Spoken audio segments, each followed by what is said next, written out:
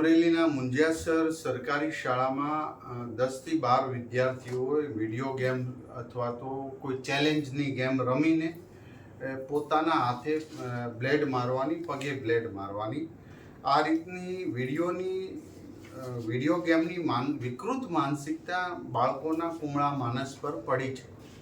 જ્યારે આ ઘટના થઈ ત્યારે અમારા જિલ્લા શિક્ષણ અધિકારી દ્વારા તાલુકાના જિલ્લા શિક્ષા વિભાગ દ્વારા વાલીઓ સાથેનું અને વિદ્યાર્થીઓને ઠપકો આપીને વાત 8 દિવસ પહેલાં પૂર્ણ થઈ ચૂકી.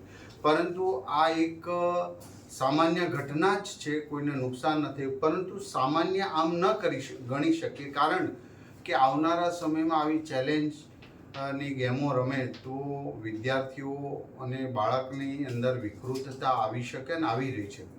તો ચોક્કસ પ્રકારે આને એક સ્ટડી કેસ તરીકે અમે કરીને અન્ય શાળાઓને આ વાત જણાવીશું.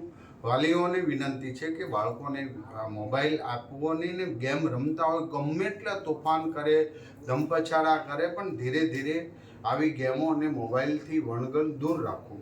આત્મહત્યા, કૂદી જવું, આવા બધા ચેલેન્જો બાળકો આપે છે અને એના હિસાબે જે હારી જાય એ બ્લેડથી પોતાના શરીર ઉપર ઘાવ કરે છે, પગ ઉપર કરે છે. જે જીતી જાય એ દાંત હસતો હોય છે.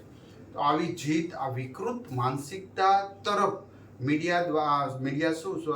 સોશિયલ મીડિયા અને ગેમ દ્વારા જઈ રહ્યા. તો મારી વિનંતી છે કે આ કેસમાં તો અમને મીડિયા દ્વારા પણ જાણ થઈ છે અને મેં અત્યારે ફરી વખત તપાસ કરી અને સ્ટડી રિપોર્ટ કરી આ બધી શાળાઓમાં અમે મોકલશું, જેથી કરીને અન્ય શાળાઓમાં પણ આવી ઘટના ન ઘટે. તો વાલીઓ પણ, શિક્ષકો પણ પહેલાં મોબાઈલ છોડી મેદાન અપનાવે ત્યારે જ બાળકો અપનાવશે. આવો સૌ સાથે મળીને આપણે આવી ઘટનાને કોઈ પોલિટિકલ અંજામ નહીં, પણ આપણું જ બાળક છે. ગુજરાતના દરેક બાળકો આ રીતે વૈચારિક સમૃદ્ધ બને એ હેતુસર તમામ લોકો આપણે આગળ આવી અને આવા પ્રશ્નો સોલ્યુશન માટે સૌ પ્રયાસ કરીએ. એવું એ રીતે જે મને જાણવા મળી એ તમામ હકીકતો પાછી હું મીડિયા સમક્ષ આપીશ.